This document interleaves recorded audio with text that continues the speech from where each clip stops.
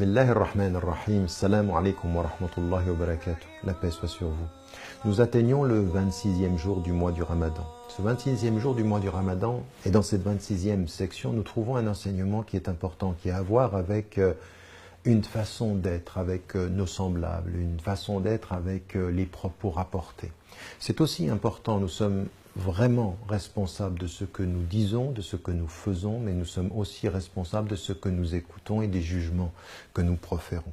Vous avez dans Surat al-Hujurat, les appartements privés, un verset qui vous dit « Ya ayyuhalladhina amanu in ja'akum fasiqun binaba'in fatabayyanu an tusibu qawman bijahalatin fatusbihu ala ma fa'altum nadimin » Ô vous qui portez la foi, si quelqu'un, un pervers ou quelqu'un vient vous apporter une information, un être vient vous apporter une information, vérifiez-la de façon à ce que vous ne critiquiez pas, vous ne jugiez pas une communauté et que finalement, sur la base de ce qu'il vous a rapporté, vous soyez injuste et vous vous attristiez de ce que vous avez fait.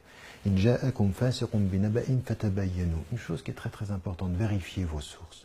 Vérifier vos sources, ça veut dire vous pouvez écouter ce qu'on peut vous dire parfois, parce que les gens viennent vous donner des informations, mais il faut vérifier ce qui est dit et ne pas commencer à juger sur la base d'informations. Alors, à notre époque, c'est d'autant plus important de se souvenir de ceci, parce que nous sommes à l'époque de la mauvaise information, des fausses informations, des réseaux sociaux, d'Internet, de toutes ces informations qui viennent et qu'on commence à répéter, qu'on ne vérifie pas.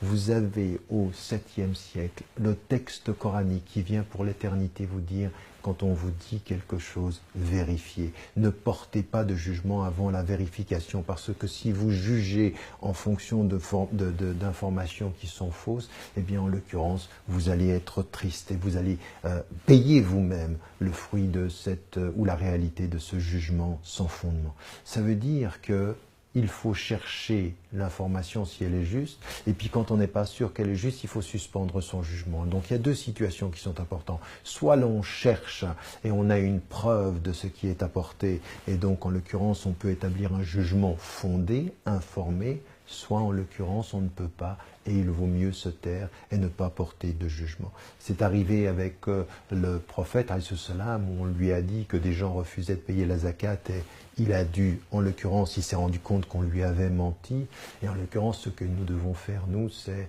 vérifier nos sources sur Internet, vérifier nos sources dans nos lectures, vérifier nos sources quand les gens sont dans la médisance, et quand on ne peut jamais être sûr des sources, deux attitudes, fermer son oreille aux propos méprisants et aux propos hypocrites et aux propos qui sont de la calomnie, fermer nos oreilles, ne pas y entrer, et quand on ne sait pas, on ne juge pas. Et quand on sait, en l'occurrence, il ne faut non plus pas juger, il faut essayer de trouver des solutions aux choses. Cette attitude-là, elle est importante pour nous, elle est importante par rapport à d'autres communautés de foi, à d'autres personnes, d'autres nations. Elle est une attitude fondamentale de celui et de celle qui fait attention à ce que son jugement ne soit ni précipité, ni définitif. Il y a des informations qu'il faut recouper, et puis il y a des jugements qu'il faut suspendre. Que Dieu nous aide. N'oubliez pas, n'oubliez jamais de dire à ceux que vous aimez, que vous les aimez. La vie est fragile. Assalamu alaikum wa rahmatullahi wa barakatuh.